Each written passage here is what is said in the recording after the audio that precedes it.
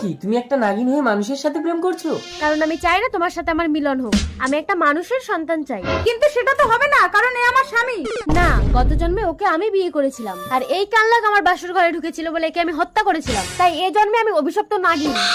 এ জন্মে তুমি একে পাবে না। ঠিক আছে, চলো এ জন্ম শেষ করে আমরা নতুন জন্ম নেব।